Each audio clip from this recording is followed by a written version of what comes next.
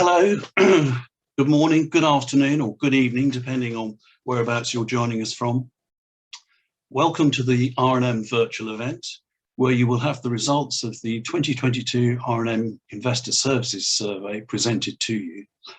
And we'll be able to watch and listen to a discussion on service levels and the business challenges facing people in the asset servicing industry. My name's Richard Hogsflesh, and I'm your host for today. I'm the founder of R&M Surveys, and we've been providing market research in the industry for the last 30 years. We cover things like global custody, fund accounting administration, and we used to do a bit on trustee and depository services too. Joining me are three panelists, and we've got Shirish Tiwari from RBC, we've got Duncan Lowman from Pictet, and we've also got, unfortunately, Murray Preston wasn't able to join us, so I've been able to encourage Peter Christmas to come along and talk to us as well. I'm sure many of you will know him anyway. And also my colleague Fiona Larwood is also here to help run the event and to make sure we're all on track. So now I'd just like to introduce our panelists. If you could just tell us a little about yourselves and who you work for. Shirish, let me start with you. Thanks, Richard, and good afternoon, everyone. As Richard said, I'm Shirish Tiwari, work with RBC Investor Services. I work within our client coverage, which is the sales and relationship team based out of London.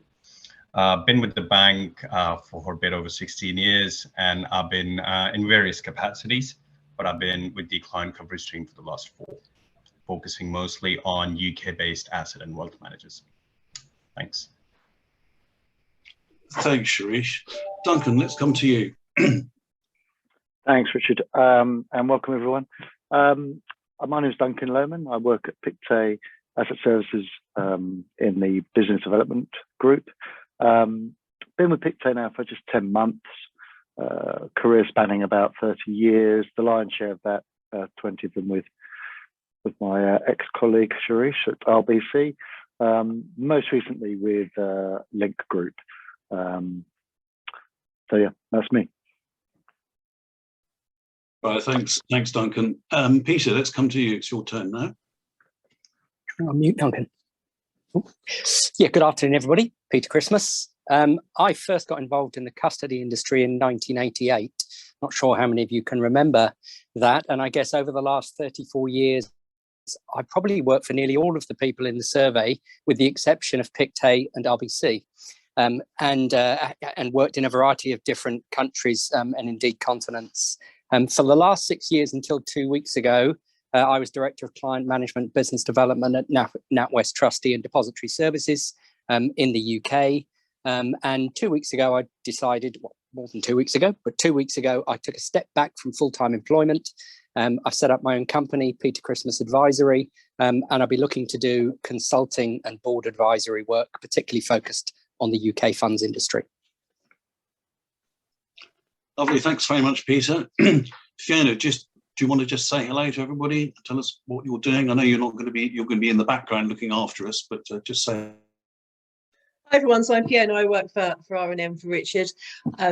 If you have responded to the survey, you may have had some interaction with me. I collate all the responses, and the graphs you see today are probably done by myself. If you see me looking away from the screen, I'm just doing a little bit of admin in the background, keeping an eye on things. I'm not getting distracted by anything else that's going on, hopefully. Thank you. Thanks, Fiona. Often when Fiona and I chat to each other during the course of the day, as we both work from home, I can often hear her cat in the background, but hopefully we're not going to have that today, so that's good. Okay, I'd like to move on to just give you the results of the survey, and I'll give you a little presentation. So you should have now on your screens my short PowerPoint presentation, which is going to talk about the survey results. So we'll just do a quick overview of the survey results, give a breakout by industry and geography, give an example profile of one of the banks and how we analyse all the banks and show their strengths and weaknesses. I'm not going to run through them all, but the data is there available for you if you want to get it from us later. And then we're going to have some feedback we got from the survey on work challenges for 2022. And I'm going to ask you a question about that too, and then we'll have a general discussion. So the overall results for this year show a slight change in positioning at the top of the table, with RBC coming in top place, with Pictet moving to second and HSBC down to third place, followed by Northern, Mellon, JPM and State Street. Other charts that we produce also we show from the top 200 asset managers in the world how they rank the different custodians. You can see on that one that HSBC coming in top place, State Street moving up to second, JPM in third, BNY Mellon, Northern and Citi at the bottom there. Another table we produce is what we call the experts. So this is really respondents who responded to us on 5 or more different custodians. So typically fund managers we would expect to see there. And in that table, we see BNY Mellon coming into top place, moving up from third, followed by JP Morgan, State Street and Northern Trust. In the UK, geographic breakdown, we see RBC in top place there, followed by Pictet and HSBC, very similar to the overall table there. BNY Mellon, Northern, State Street and JP Morgan. And then in North America, it's RBC and Pictet, followed by Northern, BNY Mellon, JPM and State Street at the bottom there. And within mainland Europe, we see RBC at the top, Pictet, BNY Mellon, Citi, State Street and JPM. The industry type breakout shows us amongst the asset managers, very similar to the other tables, in RBC at the top again, Pictet, HSBC in third, Northern, BNY Mellon, Citi, JPM and State Street at the bottom there. Amongst asset owners, typically pension funds and the like, charities, whatever it might be, RBC in top place, HSBC in second, Pictet in third, BNY Mellon, followed by Northern and then JPM. So I'm just going to give you an illustration here of what we do with the bank profiles. And as I say, all this is available if you want to look at it. We can send you our bulletin with all the details on there, along with some client comments we got on each of the banks. It's quite interesting to look at. So what we have on this graph here is going from left to right is all the different questions that we have grouped into different service categories. So running from settlements and safekeeping through to ancillary services such as foreign exchange, trading, processing of alternatives and that type of thing, client service. What we have done is just to show where the bank scored and to show whether they're above or below the average so that one can identify where their strengths and weaknesses lie. And that's quite an interesting thing if one wants to go and have a look through it all.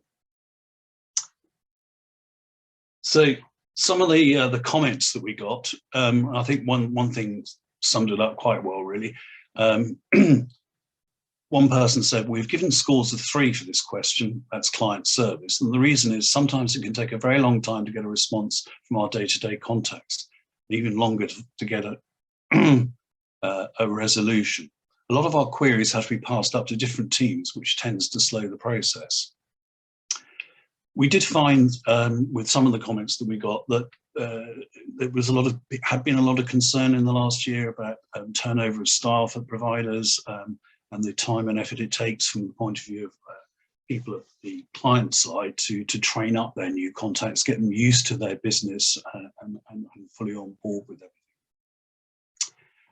So one other point I've got here is just to show the overall score trend on the question by question. So we can see where scores have gone down, and typically scores went down quite a lot this year, particularly in the UK more than anywhere else. No particular reason for that. I think it's just historically the UK has always been the region that gives the lowest scores anyway. We can see a bit of a decline there. But we can see on a question by question basis where the scores have gone down and where they've gone up year on year. And the main area where they've gone up has been amongst tax reclaims and certain ancillary areas such as FX trading, interest rates and cash management. but they've gone down in pretty much every other area within the survey. So to summarise, overall scores were down. Scores from top 200 asset managers were down, but not very much. The main region to decline was the UK. There were declines in customer-facing technology, particularly on support and training, and on compliance with industry standards such as SWIFT, and also with regulatory support. Areas that did hold up well were tax reclaims, interest and FX rates, and processing of alternatives.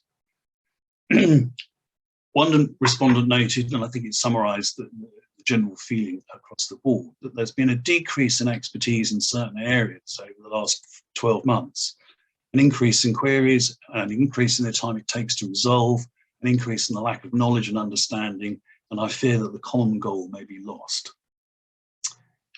Most common problems anticipated for 2022 was increasing regulation causing problems, how to maintain service levels with increasing workloads, and constraints on headcount budgets, and finding the balance between organisations' requirements and people's wishes for hybrid working, and also the implementation of CSDR was mentioned. So that was the survey results. What I think I'd like to do now is I'm just going to ask those of you who are attending just to fill out a little questionnaire, which is going to ask you what you think are the most important issues facing you at the moment. So if you could complete that little survey there, and the panelists, you can do that too if you like. I've given you some options there, but there may be some other things that you might find are challenging. Let's just give it a few minutes to for everybody to have a go at that.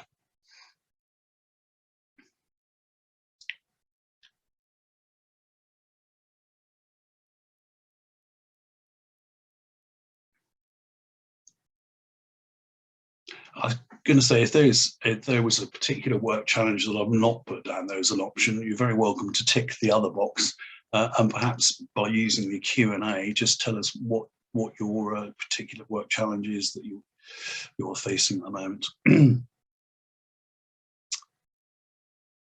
Okay, so let's just stop it there, and let's see where the results come. Can everybody see that? Okay, so it seems the biggest area of concern for most people is pressure on staffing levels, and I suspect that's not just related to this industry. It's probably many other industries too. Perhaps we could open this up to a little bit of panel discussion now. Let's just talk about some of the pressures that are facing people, how to maintain that client service level that people expect with some of the problems you've got.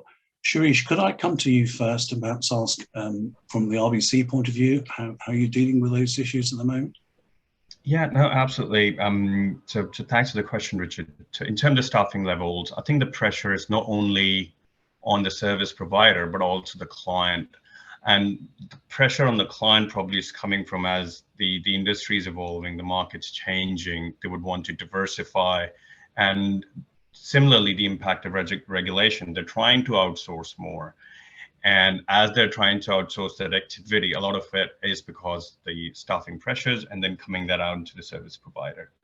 From our perspective, technology and generating that link with the client and the regulator is absolutely critical. Where RBC sits in terms of the custodian market, we take pride in how we manage our clients, the service levels we offer to our clients, and maintaining that. To maintain that, leveraging of technology is now extremely critical. How we treat our clients, we do not want to roll out one standard model for everyone because we understand our clients are going through an evolution in their technology journey. So we try to match that based on where our clients are. Where clients are able to take APIs, we connect through APIs. Where a client wants to take data inputs and reporting, we provide that. And all of that, no matter how good your tech kit is, has to be supported by some highly qualified subject matter experts. And that's the level of coverage we try to offer to that. So just to quickly summarize in terms of the staffing pressures and how you're trying to deal with it, technology is an absolute critical element. Managing your staff that you have that experience, retaining that is another essential part of that for us. Thanks. Shirish, thank you very much for that, your comments there. Duncan, could I come to you and perhaps ask the same question to you? How's the Pictet angle on this one? Yeah, it's an interesting one, Richard. I think the bigger question is why? Why is this being sort of thrown up now? Is it as a result of, we've all come through a couple of years of a pandemic? Certainly, my experience is that maybe clients put a few things on hold over that period, making sure that they got through with everyone working from home. And as we've come out of that pandemic, maybe those sort of change requests have been thrust to the forefront of people's minds, and there's essentially more work. I mean, I think I haven't seen large-scale redundancies across the board, so one would imagine that staffing levels are pretty similar to what they were. Maybe there's just a bit more work out there. Certainly from a Pictet perspective, I've only been here 10 years, but we have a very clear philosophy. We have dedicated relationship managers for all our clients with backups to ensure continuity, and that's been the case since I've been here, and maintains the case. So I think proximity to clients is probably an issue. Maybe some entities are trying to move staff away from the client's decision center. I think it's important to be able to meet on a regular basis. That would be my only slight comment, and yeah, that's certainly the way Pictet view that. Okay, thanks, Duncan. Yeah, you pick up on that one last point about important to meet in person. Having just run a couple of our events to talk about these survey results in Edinburgh and London, and one of the things that was coming across very strongly from everybody who was there was how nice it is to actually be able to get back to being in person again.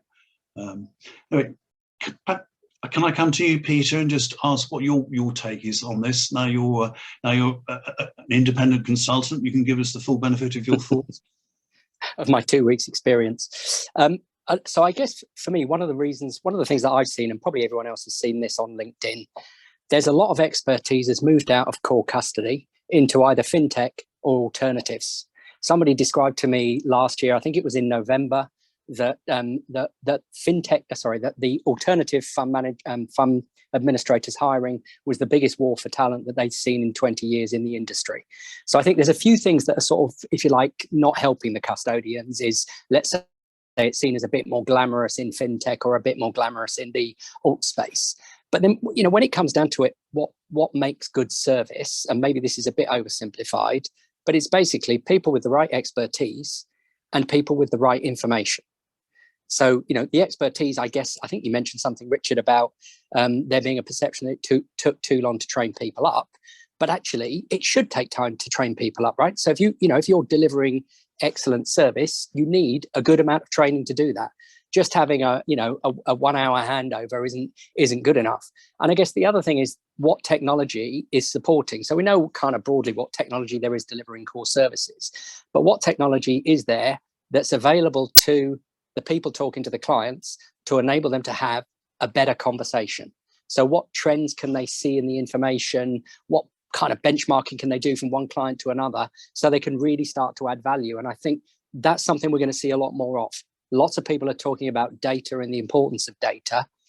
Actually, what clients need to be doing is really drilling down on that. So, you tell me you've got this data, show me what you've got, show me your technology. Thanks for that, Peter. Always an interesting perspective coming from there. Interesting to see how things do develop on that front. One of the things that did come out of the survey that people seem to be quite concerned about, though, and this has been a trend for quite some time in recent years, is increasing regulation and how they deal with that. And also, I think it's quite, in my mind, a little bit intangible how they look to their providers to get support on that area, exactly what that support might be, what form it might take, how it gets communicated, what resources the providers have. And I think that does vary from one provider to another. But in general terms, Shirish, how does RBC approach the topic of giving support on as far as regulation is concerned?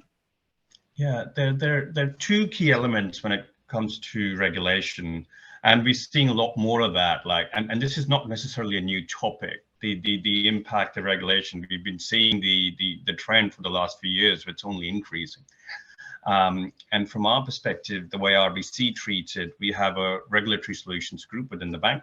What their key role is to provide horizon scanning for upcoming regulatory issues, challenges, changes, and alongside of that, and thought leadership to share that the articles are published. We have a website that we give access to, that our clients have access to, and articles are published on a very frequent basis on that.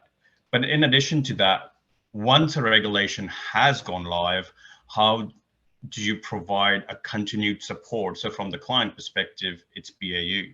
So what we do take part in industry roundtables and training up our staff to ensure that the impact of the regulation, we absorb as much of that as possible, and ensure our clients are continuing their core business activity, which is in majority of the cases, stock picking, portfolio management. So taking that impact away through our regulatory team and our subject matter experts is a key aspect of our business model.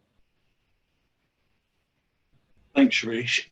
Could I come to you, Duncan, ask the same question from the point of view of Pictet? What sort of resources have you got there, and how are you supporting your clients?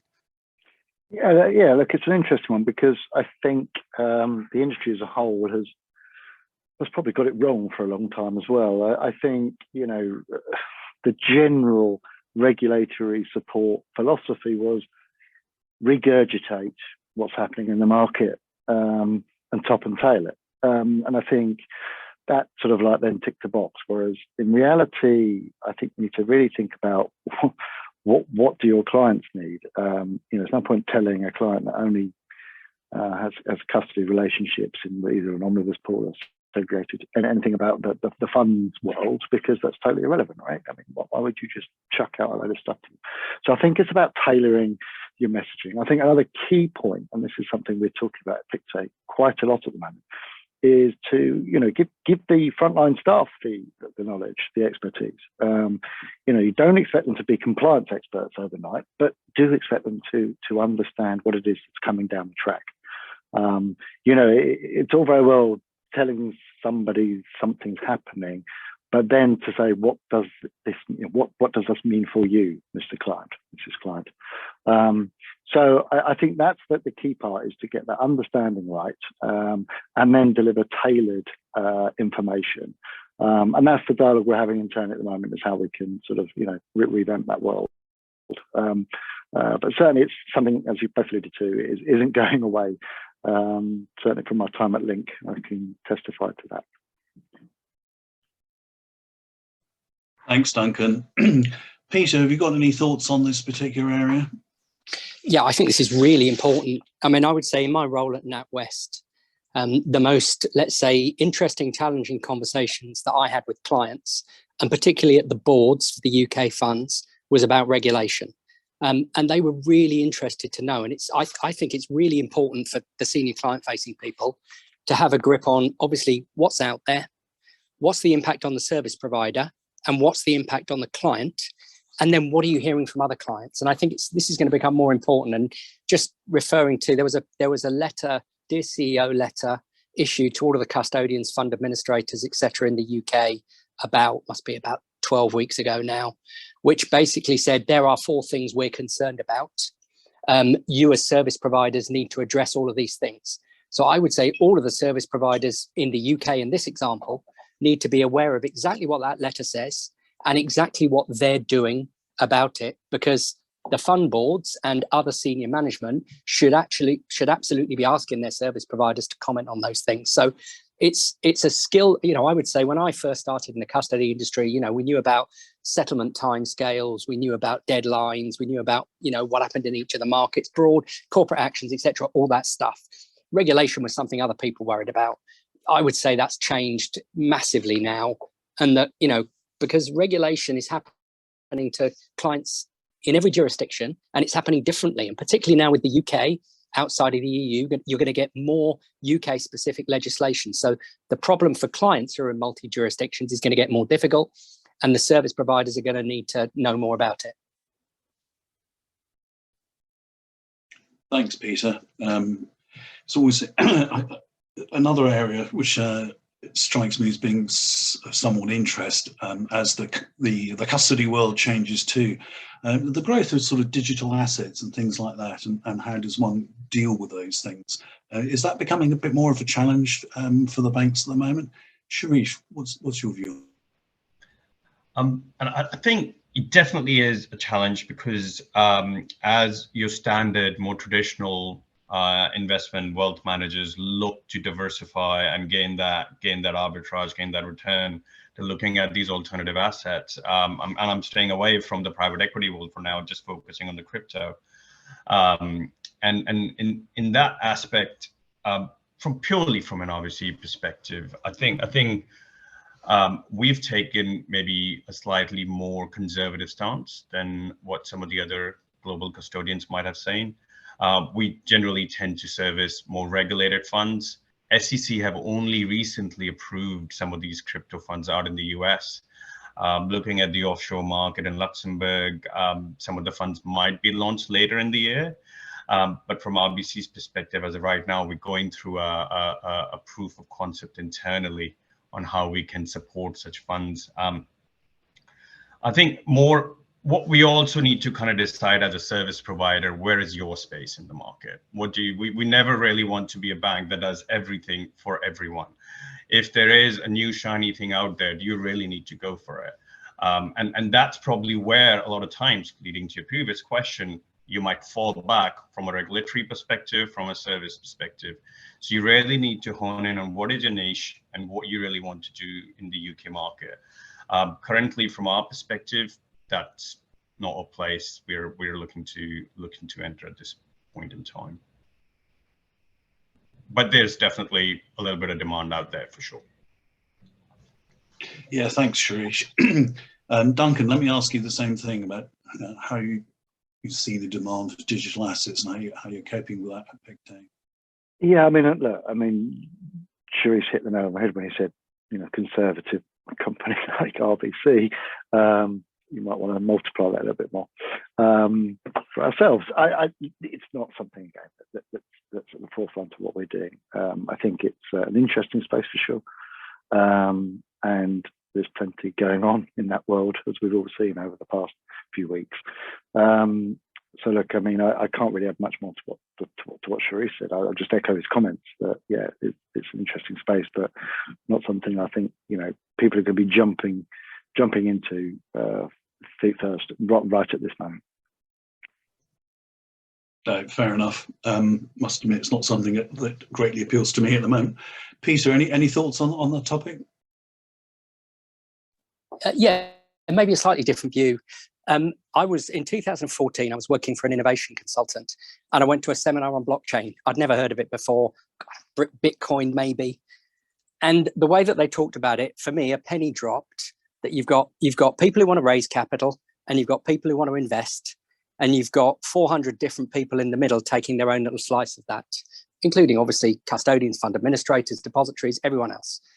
And I thought, wow, this is going to absolutely change the industry. And then nothing happened for about 6 or 7 years.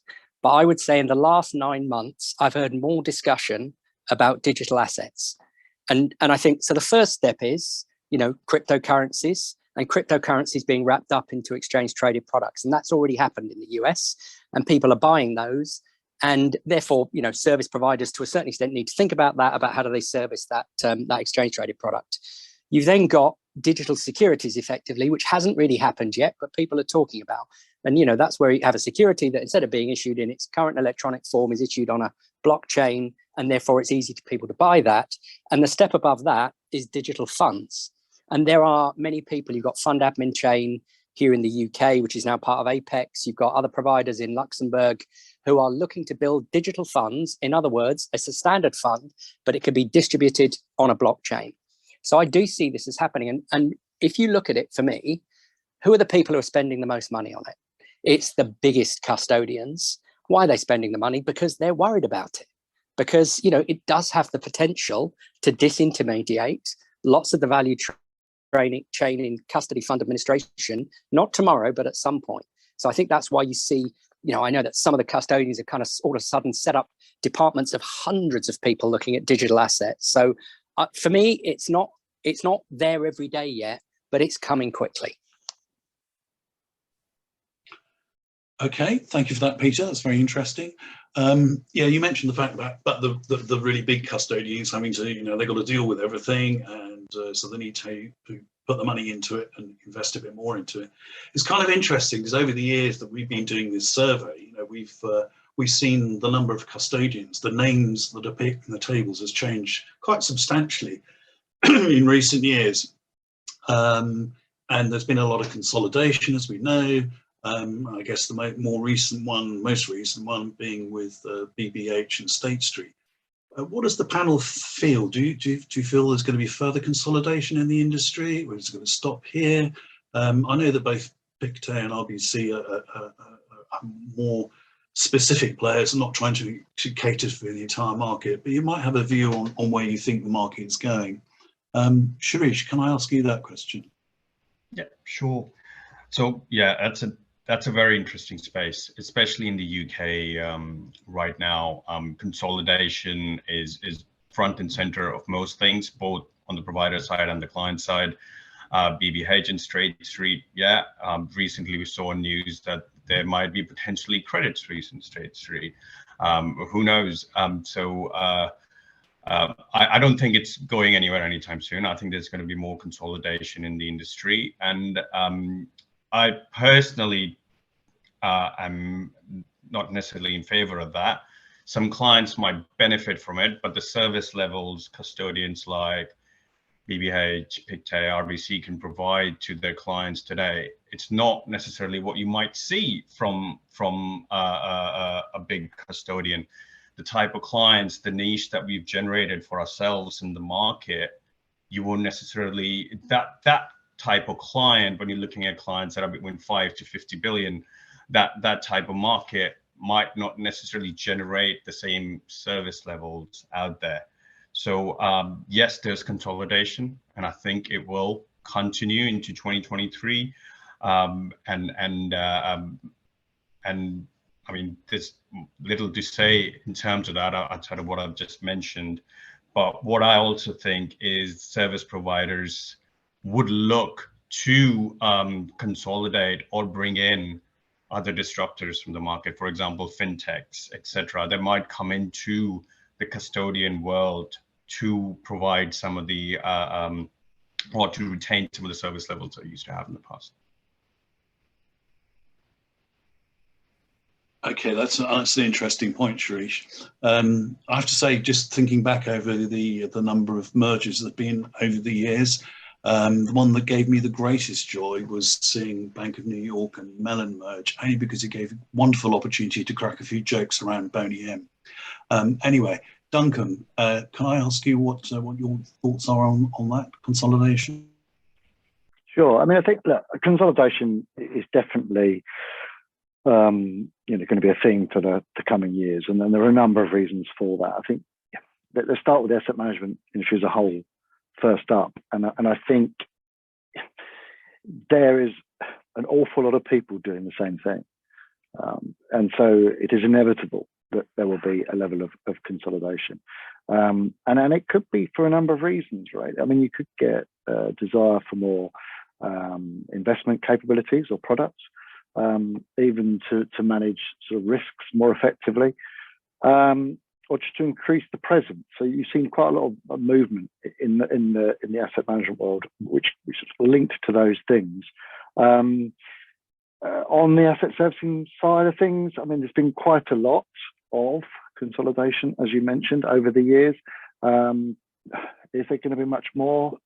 Potentially, but I think maybe around the edges. So to Shirish's point, as the value chain increases in what asset services are providing, so moving into that sort of middle office space, maybe the acquisition of, to Shirish's point, fintechs or such like, we could see something there. So I think, yeah, look, it's certainly going to continue to wait. Having said that, there will always be new startups as well in the same breath, and with the firm belief that with all the consolidation going on, they want to provide something unique in the market because everyone's looking more and more the same, more vanilla. So yeah, it's evolution, I suppose. Well, I think we prefer evolution to revolution anyway, so well, that's a good thing. Peter, do you have any take on this? Yeah, I mean, I've kind of seen over the years much consolidation in the asset servicing industry. I think on the traditional side, I'm not sure it has that much further to go. But I'm also, and reflecting on what Duncan said about startups, I've never been a believer that de facto big is best.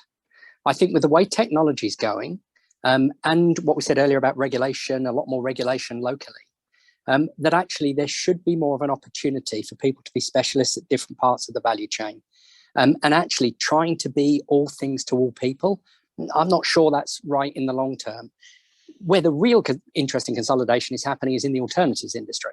If you look at the alternative fund administrators, you've got consolidation and takeovers on a scale which I don't think the traditional custody industry's ever seen. And I think that's really interesting because there's obviously a lot more focus on kind of long-term illiquid assets. And a lot of the traditional asset managers are now setting up alternatives. And at the moment, they're quite separate, but they're going to come together. And therefore, you're going to see other people creeping in who are experts on the alternative side. And I think that could be a really interesting. But as I say, on the traditional custody side, it's difficult to see how much further that can go and whether that would be any benefit to end clients anyway. Yeah, good point, Peter. Thank you for that. I think my final question really is just going to be, since when we first ran the survey, well, sorry, when we closed the survey, it was earlier on this year. And, you know, we've had one major event that's really occurred since then, looking at the Russian invasion of Ukraine and the subsequent imposition of sanctions on Russians and everything else. I just wondered what impact that's had on your clients and what you've had to deal with that. And is there anything further on going on that, or have we got past the most difficult point? Shirish, can I come to you and ask you that? Yeah, I mean, from our client perspective, I guess maybe absolutely horrible event, but in terms of what RBC had to do as a custodian and a fund administrator, I think from our perspective, the sanctions that were coming down from the various governments and how they were rolled out in a more sort of piecemeal manner had a big impact both on ourselves and how we are treating these investments and how we're interacting with our clients. So how we managed to tackle through that was obviously you have your constant client comms, but also kind of like issuing bulletins out to a client. Unfortunately, you're revising that every few days because the situation was evolving. The biggest impact that I saw on our clients and our business was we had to change the custodian. As a custodian in the market, decided to exit the market, and the new owner of the bank was going to be some Russian oligarch, obviously sanctioned. So we had to appoint a new sub-custodian in a matter of days, which we did. And was a great result for our clients. But in terms of exposure to assets, exposure primarily to Russian, Ukrainian assets was minimal, to be quite frank. Some of the clients who have those assets either decided to exit the market or just ride the storm. I saw very little selling off from that perspective. Yes, there might be some challenges around depository receipts based on what the Russian market is doing. And once again, maybe we were a little bit more insulated from it because of the client base we have, but there wasn't significant impact from that particular event as such. Okay, yeah, thanks for that, Shirish. Duncan, how about yourselves at Pictet? What impact? Yeah, look, very similar, very little on the whole. Some issues around fund holdings, but they were just, in accordance with various regulations, they were quickly suspended or what have you. So yeah, I mean, I don't think we changed our sub-custodian, but we need to do that. Client comms important, keep clients up to date where necessary. But yeah, I mean, I think to Trish's last point there, fairly traditional set of clients we have with traditional sort of holdings, so not a massive impact at all. And I guess that's probably about right as well. When you look at there are only it's certainly not the mainstream to have a huge weighting to Russian equities, right, in any balanced portfolio. So yeah, I from Pictet's point of view, but very little impact at all. All right, thanks, Duncan. Peter, have you got any horror stories you can tell us, or anything else you might be able to share? There's certainly no horror stories, but I guess having been part of a depository when certainly this started, you've perhaps got a slightly different view because anyone who holds Russian securities within their portfolio, the first thing you've got to look at is whether they can be priced, whether they can be traded. If they can't be priced, what does that mean to the valuation? If it's a significant portion of a particular fund, an Eastern European fund or something like that, does the fund need to suspend because you can't price quite a lot of the assets? And if it suspends, then what's the plan of the asset manager to bring that back into line? And the FCA has issued some kind of guidance on things like side pockets to move the assets into. So I think actually as a depository, we were quite involved, although it was a relatively small number of clients. The impact in each client was, potentially quite large. So actually we need to be on top of that all the time. And, we were obviously relying on our kind of custodians to provide us with the information in terms of what they were doing in the local market. I guess the other slight aspect from a depository is that in the UK, the assets are held in the trustee or depository name. Therefore, you've potentially got some reputational risks about holding certain types of potentially assets that become sanctioned, and how that fits in with the overall risk appetite of the organisation that you're in. Thank you for that, Peter. So I'm just going to come around to each of the panelists to see if there's anything else they'd like to add before we close our session. Shirish, is there anything else you would like? Nothing specifically from my perspective. Just thanks for the opportunity to join this panel. It's great. Thank you for having come on, Shirish. Duncan, let me come to you. Anything else you wish to add? No, same for me. Thanks for inviting me, and I'm sure we'll catch up in the not too distant future. Indeed, I look forward to it. Peter, how about yourself? We'll never want to have nothing to say. So just one of the things as you were going through the survey I thought was interesting, Richard, I think you showed one bank's results and they're very up and down. And I think it's kind of also interesting with the bigger asset managers, it tended to be the bigger custodians. So you've got what I was kind of saying early on, I think it's just really interesting, that balance between can you provide a global service and actually are you good at everything? And that's a real trade-off that clients are clearly kind of, not quite made up their mind on. Yeah, I think you're so right there. Absolutely. Well, listen.